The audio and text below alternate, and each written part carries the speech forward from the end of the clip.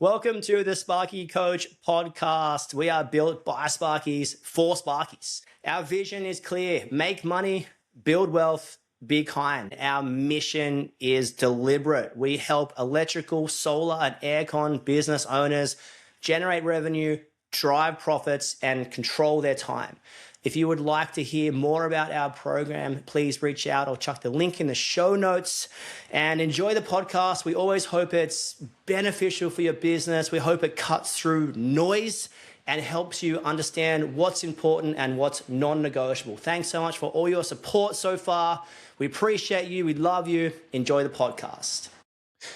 Today, we're going to go through 5 ways to make more money in your electrical business. And if you are not an electrician, you can get stuffed. Nah, kidding. You can listen. We love you wherever you are. This is probably really applicable for service-based businesses. And Sparky Coach, we look after electrical, aircon, and solar because we are the gods of the universe officially. All right, super exciting times. So we're going to get straight into it. And it's so interesting for me to reflect on the last couple of months. If you haven't caught the power of the compound, I would really encourage you to go back after this podcast and listen to the power of the compound. In other words, what's achievable across business wealth and personal wealth over 15 years. And so often we can get just trapped in the short game of, I got to get off the tours. I got to get out here in 3 years. Run. And you can sort of run around really crazy. And you can really fill your schedule up and you can really be busy and you can really open your computer every night and you can really think you're the most important person on earth and you can really work every single weekend because there's always something to do because hard work never ends. And you can get just caught in this sort of rush, and sometimes you can be succeeding in the rush, but is that success? Let me challenge you. Sometimes you can be succeeding in the rush. So you're rushing around like a crazy person, like a chicken with its head cut off, with no legs, on a skateboard with giant wheels. And you're just going psycho turbo and things are going good. The money's coming in. But if you're not careful, you can sort of lose everything that you wanted to create it for. You can lose your family. You can lose your relationships. You can lose your hobbies. You can wake up one day thinking, how on earth did I get here? But if you stopped and smelt the cheese, you would know exactly how you got there. So the coolest thing about the power of 15 years, and the feedback I'm getting has been incredible. Thank you for your feedback. I will never tire of positive stories where the podcast or our program has helped you. Thank you so much for that. That really gives us fuel to keep going. And so thank you to everyone who's reached out with some kind words. But the feedback I'm getting is it's taken so much pressure off. On one instance, it's been like, oh yeah, what do I want to achieve in 15 years? Not just business wealth, personal wealth, but what kind of relationship do I want to have with my partner or with my kids? And what kind of person do I want to be at the end of it? And Sparky Coach, we've gone on this sort of, I'm not going to say we've changed tune, but we've sort of refined everything to be like, we're building generational empires here. And we're building generational empires. Make money, build wealth, be kind. We're building generational empires. What is the point of doing all this hard work if we're not going to land somewhere we want in 15 years? So if you don't decide where you want to land in 15 years, business wealth, personal wealth, and being kind and having good relationships, if you don't establish sort of a rough direction where you want to go, you can end up anywhere. And then you might land anywhere and be like, how the hell did I get here? And we want you to land in a place where you're so stoked to land. That's what we want. So in some aspects, the longer term has taken pressure off the short term hustle, bustle, hustle. And in a world of hustle culture and comparison via social media or noise you're hearing out there, it's so easy to be swept up in this tornado, Twister, Helen Hunt style. You just Helen Hunt, just going round and round and round. What's happening? I'm in a tornado, but I'm going really fast. So it's taking pressure off that short-term hustle. I love this story, and this should really encourage you to slow down, calm down. My old tradie, and you know your tradies when you do your apprenticeship and you're sort of locked in with a tradie. I was so fortunate to learn from this guy, Ian Coley. Shout out to the big dog, Ian.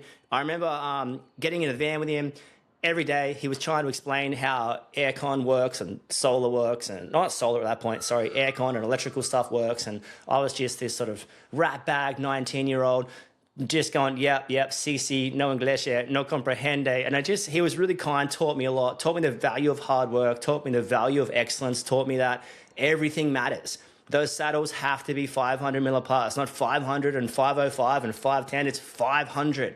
All this kind of like quality work with quality materials. You get the grinder out at 4 o'clock if you need to. The most important job's the one you're at. You're always on time. Just so many business and life skills learned from him. It was so cool. I feel so lucky to have done my apprenticeship through him, and also my apprenticeship through, shout out to RJ Air, the big dog, Dave and Ronnie Long.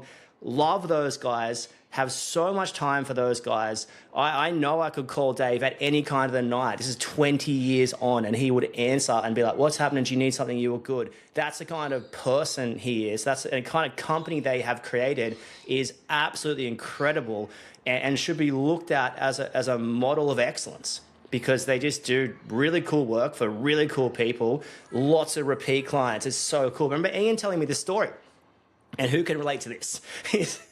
He said he was driving away for holidays, right? He's driving away and he's got his big Land Cruiser guy. He's got his Land Cruiser and he's going 100, you know, the speed limit's 100. He's going 107, 110, 112, ducking and weaving and mixing and mashing through traffic. And he's right on there. Who have you done this before? You know what I'm talking about? You're just going, you're pushing the boundaries a little bit. You're sort of hustling in, hustling out. You might do it in work. You might do it in life. You're driving in, driving out. You're ducking, you're weaving. You're just pushing the boundaries of the speed limit. And he said his father-in-law was just like, just set it to 100. Boost straight. I'm just going 100 Ks an hour, and he was like, what an idiot. That guy's going to get left behind. Dude died in a hang gliding accident. What an idiot. And he said he's going 107, 110, 112, pushing boundaries here and there.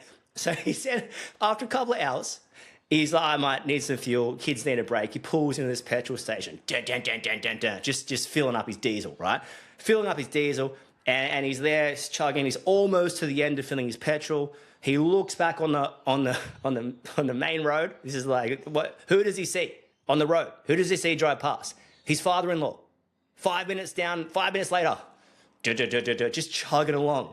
It's almost like the hare and the tortoise sort of story. And he said in that moment, he just went, oh, I was doing all this hustle, all this crazy ducking, all this crazy weaving, having all this sort of like exerting all this sort of negative energy to get somewhere 5 minutes quicker.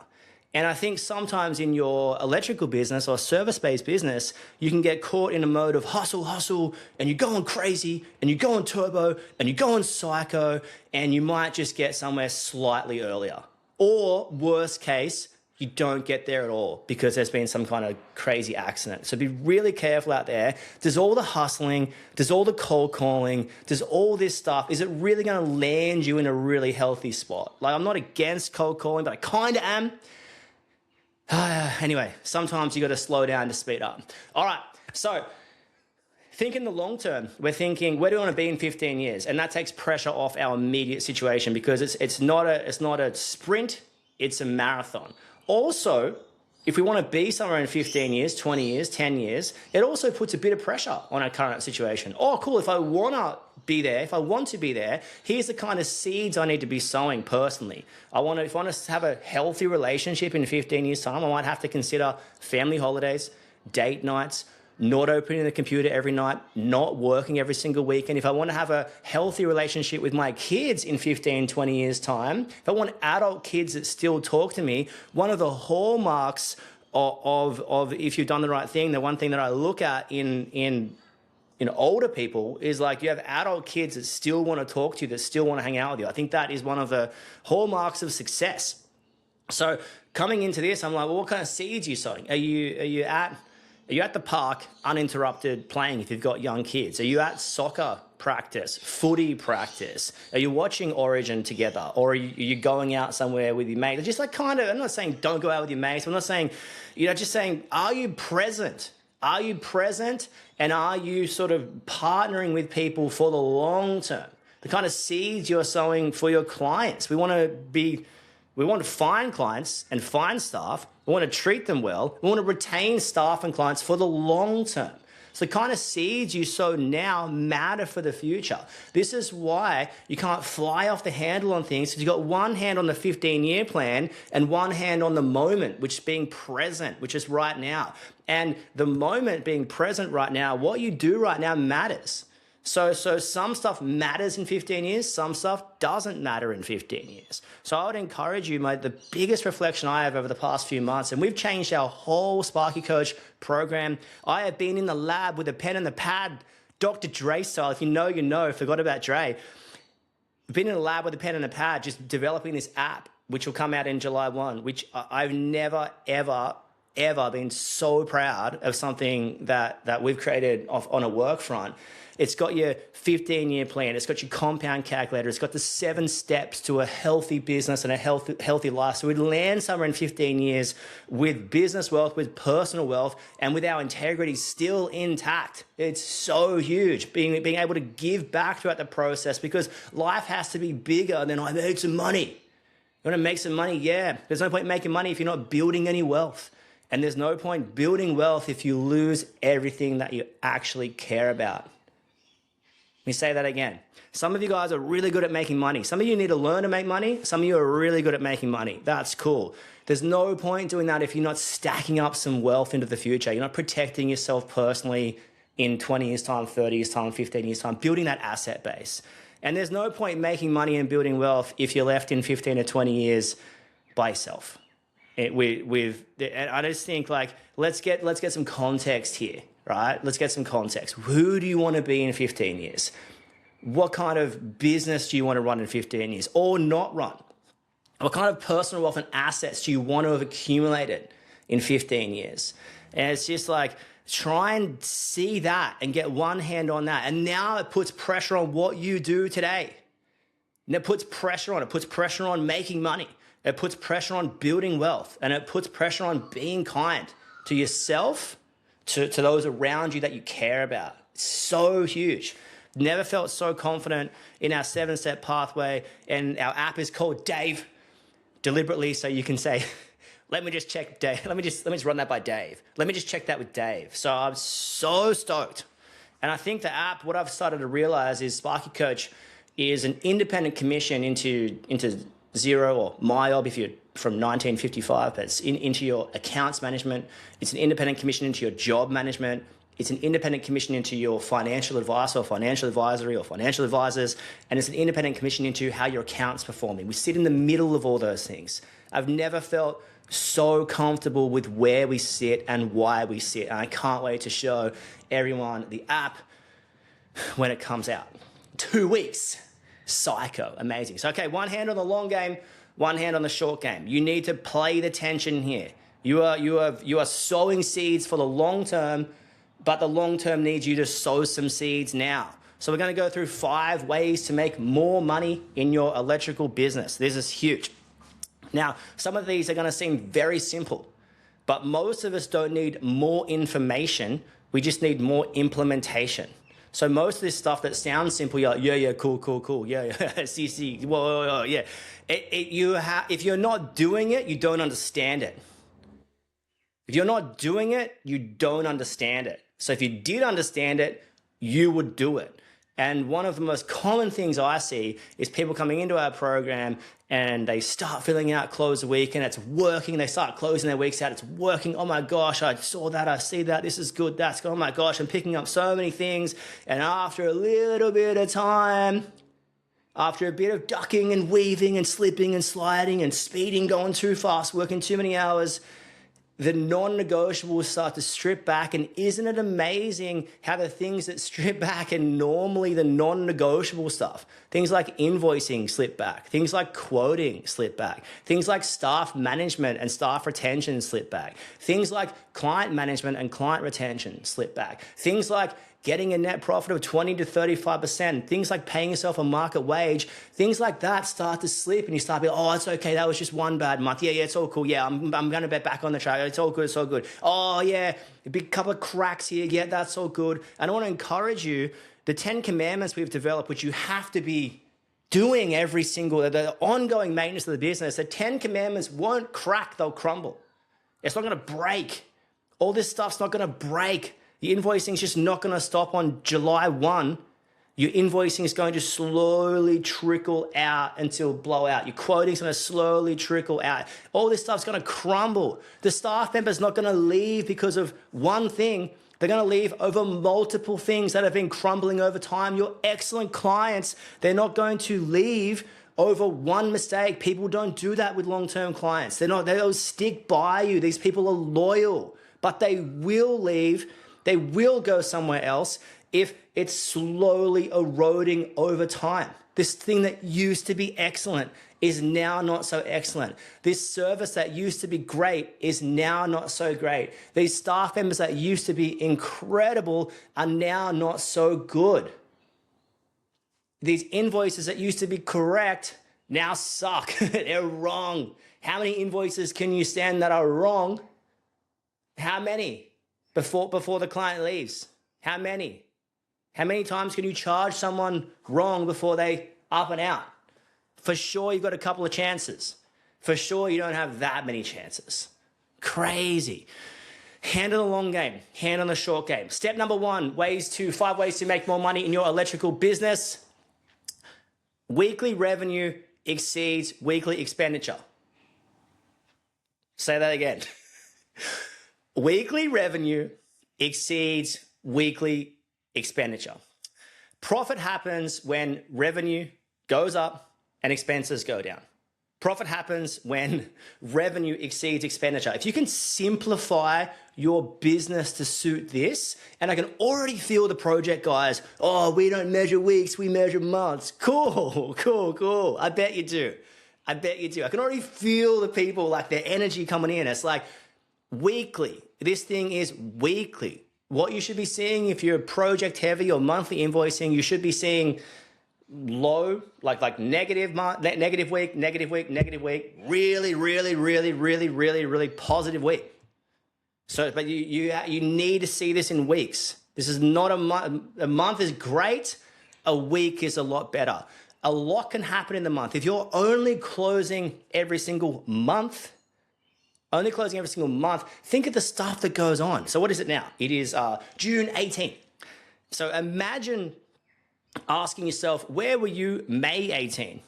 What happened? You got 10 staff. What happened on May 19? No idea. I got no idea where I can improve anything. So weekly revenue exceeds weekly expenditure. Revenue up, expenses down, or expenses less than revenue. We got ourselves a deal.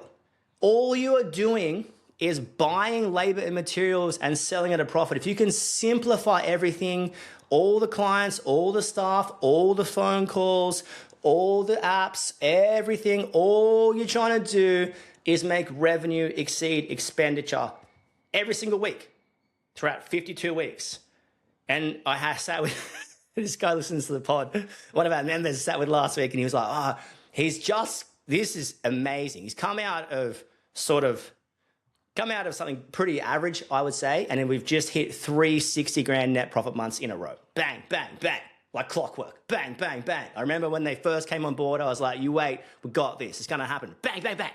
And it just happened. So stoked for them. Because that's like life changes, right? That's not money. That's like a family tree changed. That's a relationship brought back together. Now we can buy some time back.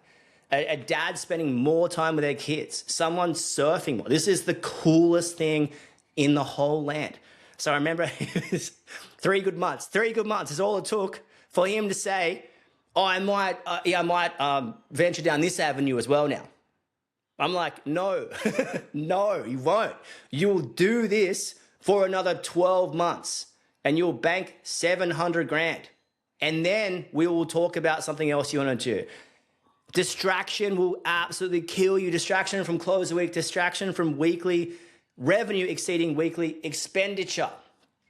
Now, it's no good as well. It's no good just to look surface level.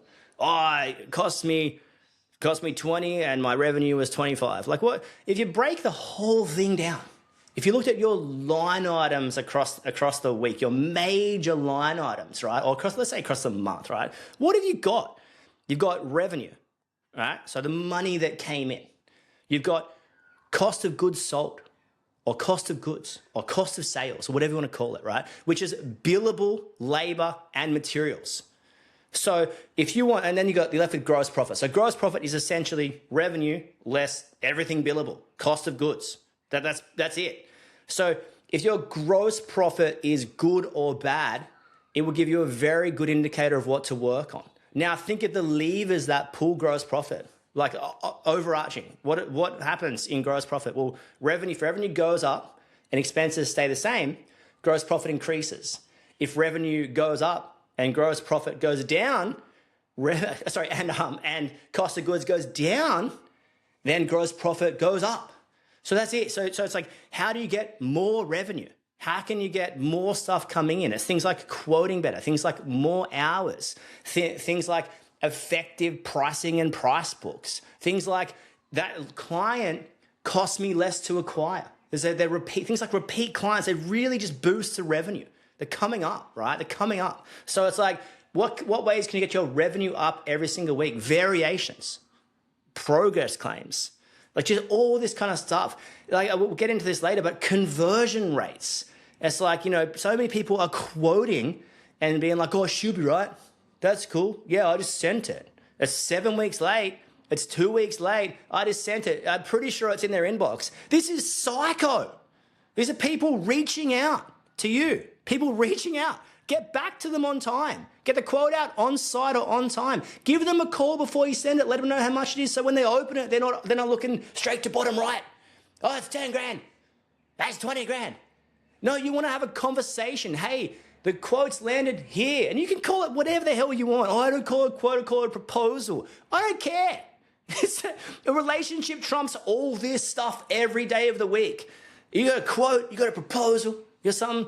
Great, cool, who cares? The person with the best relationship with that client will more than likely win. Price matters, yes. An ongoing long-term relationship, there's nothing quite like it. If you came to me and said something about my family, that would mean a lot less to me than if Elodie came to me and said something about my family. Or about me. I'm like, that's cool. What does someone really close to me think? So it's the same with work. So you get these other people, like, I guarantee you there's no way you could have got your hands anywhere near our best clients at Crowe Electrical. I guarantee you, our clients at Sparky Coach, if someone else is cold calling them from another coaching company, doesn't matter what they put on, what voice, what they call anything, they're cooked because we've got the relationship with people and that trumps everything. It trumps price. It trumps everything. Crazy. So it's like, great, all right, revenue up. Now you go cost of goods down. So how do you start doing the same thing more effectively with labor? This is billable labor and materials. Can you get better pricing on your materials? Can you get more out of your staff members? And more isn't always like cracking the whip like you're Pharaoh on a chariot. More sometimes is treating them well, slowing down. One of these guys I spoke to a couple of weeks ago, maybe a month ago, he was like, the most important part of our week is our staff meeting. Our staff meeting is we get together for 2 hours and we chat, and there's 10 of them. And I'm like, my head goes straight to, you're losing like at least 2 hours billable across 10 staff members plus all your operating. This is psycho. And admittedly, he runs a company with smaller jobs. On a project sense, you might not necessarily need to do that, but smaller jobs and service stuff. So he's like, no, it's the best part of our week. We put a barbecue on, the team comes together and bonds, everyone knows where they're at for the next week, everyone knows where to go if they've got any gaps in the schedule, team's feeling good, team's performing, we're making really good money, I'm so happy to do this. I'm like, super cool, because you're aware of the things that are driving this. So it's like, if you look simply at gross profit, it's just revenue versus billable labor and materials. Now, as you scroll down the month, after gross profit, you've got things like other revenue. Other revenue might be an apprentice grant, or you sold that 2004 Hi-Ace, which has been going like an absolute champion, for 15 grand. So it's like, it just lands in, this has just come from another place, right? This grant, we can't bank on it every month, but it's gonna be here. After that, you've got what we call COO, cost of operations. So you've got your non-billable labor. Think admin, and think estimators, think anyone not billable, right? Virtual assistants, and you've got your operating expenses. So it's anything non-billable labor and your operating expenses. And then you've got left with what's in the net, your net profit. I will say this, I know a lot of people price off gross profit, and I agree to some extent. So if you're pricing solely off gross profit, it's putting no emphasis or no pressure on how your business is operating. So you see a lot of coaching companies preach gross profit. We price off gross. And I agree in terms of like, if something in the back end changes, like if you get an estimator or all this kind of like, if something changes, you know, like that, you still got your revenue versus billable labor. But here's the facts. You can't buy a house with gross profit. You just can't. You can't buy a house with gross profit. You can buy a house with what's left over, your net profit. Obviously, that's going to the business. You have to get out of there into some sort of personal, get it to you personally somehow. But you hear what I'm saying. So it's like sometimes gross profit, it is an incredible indicator, and gross profit per hour is a better indicator. I want to get into that in another podcast. But you can't buy a house with gross profit. And only referencing gross profit puts no emphasis on how your non-billable labor is performing and how your operating expenses are. So the reason that, go with me here, the reason that someone would preach gross profit only, if you're sinking heavy money into advertising, it's going to land in your cost operation, in your operating expenses. If you've got 3 admins and 2 BDMs and 2 sales managers and 3 estimators, it's going to land in non-billable labor.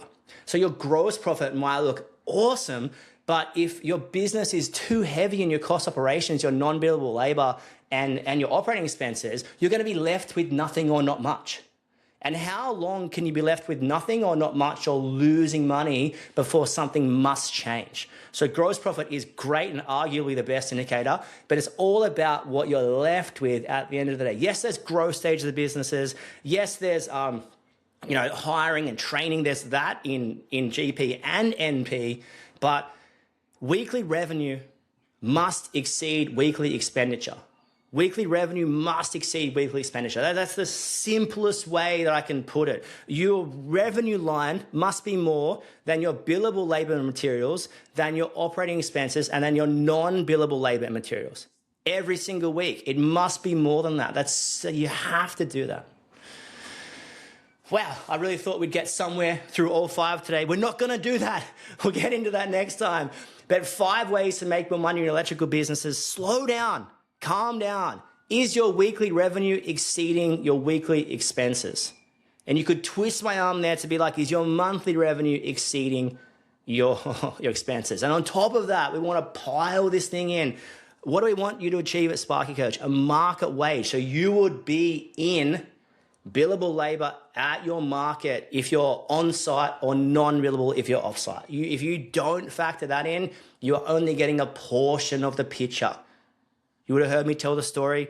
I sat with someone who was making 240 grand.